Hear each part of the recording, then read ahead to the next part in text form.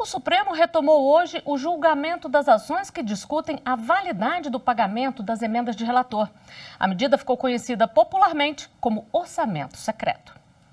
Existem 4 tipos de emendas feitas ao Orçamento Geral da União e uma delas é a emenda do relator. As emendas do relator são feitas pelo deputado ou senador que naquele determinado ano foi escolhido para produzir o parecer final sobre o orçamento, o chamado relatório geral. Elas foram criadas em 2019 e aplicadas a partir de 2020. Ao contrário das emendas tradicionais, não é possível saber o nome do parlamentar que registrou o pedido, nem o destino desses recursos. A discussão sobre a transparência dessas emendas chegou ao Supremo por meio de ações propostas pelo PV, PSOL, PSB e Cidadania. Para as legendas, a liberação desses recursos, da forma que está sendo feita, prejudica a moralidade, a legalidade, a transparência, a publicidade e o controle social das contas públicas. Em novembro do ano passado, a presidente do Supremo, ministra Rosa Weber, que é a relatora do caso, suspendeu temporariamente o pagamento das emendas de relator e determinou que o Congresso criasse um sistema para dar publicidade aos gastos. A decisão da ministra foi confirmada pelo plenário do STF por maioria de votos.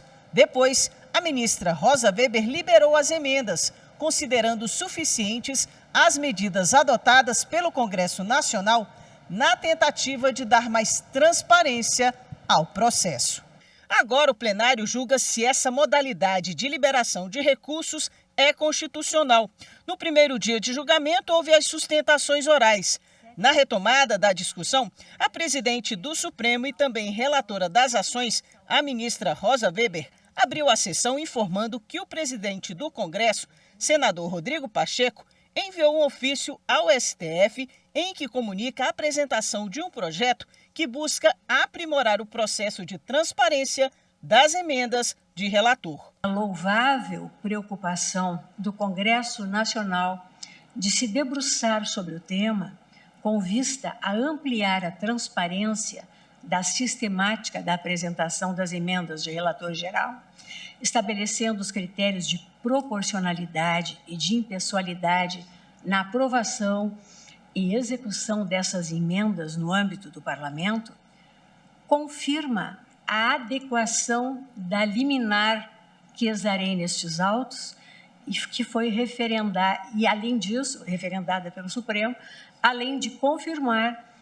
a impropriedade do sistema até então praticado. Na sequência, Rosa Weber começou o voto fazendo histórico e relembrando a CPMI do orçamento, ocorrida em 1993. Para o escopo do julgamento em causa, mais importante do que examinar os detalhes do esquema da máfia das sanguessugas, interessa avaliar as conclusões da CPMI acerca dos fatores político-institucionais determinantes da repetição das irregularidades já diagnosticadas nas CPMIs do PC Farias e do orçamento, envolvendo diretamente as autoridades e parlamentares que desempenhavam esses papéis importantes no Congresso. Rosa Weber também destacou os valores destinados às emendas de relator. No exercício financeiro de 2020,